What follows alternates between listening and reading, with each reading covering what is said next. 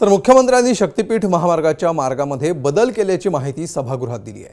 सोलापुरातून जाणारा शक्तीपीठ महामार्ग आता चंदगड आणि सांगलीमधून जाणार असल्याची माहिती मुख्यमंत्र्यांनी विधानसभेत दिली आहे। तसंच मुंबई, कल्याण, लातूर, हैदराबाद हा नवीन जनकल्याण महामार्ग बांधण्यात येणार असल्याची घोषणाही मुख्यमंत्र्यांनी केली आहे। या महामार्गामुळे लातूर ते मुंबई अंतर केवळ 4.5 तासामध्ये पूर्ण करता येणार आहे।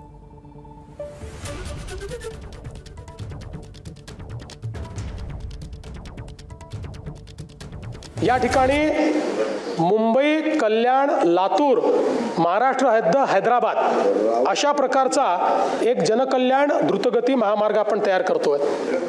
आता हा जो महामार्ग आहे, आज जर आपण विचार केला तर आपल्याकडे मुंबईहून हैदराबादला जाण्याकरता जो एक मार्ग आहे तो समजा समृद्धी महामार्गाने जालना, नांदेड, निजामाबाद असं गेलो 717 किलोमीटर आहे। मुंबई, पुणे, सोलापूर, हैदराबाद गेलो तर 707 किलोमीटर आहे।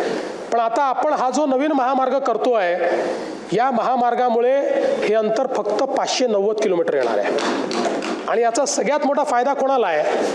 लातूरपासून मुंबईपर्यंतचं अंतर 4.5 तासाचं होणार आहे। 4.5 तास। एबीपी माझा, उघडा डोळे बघा नीट।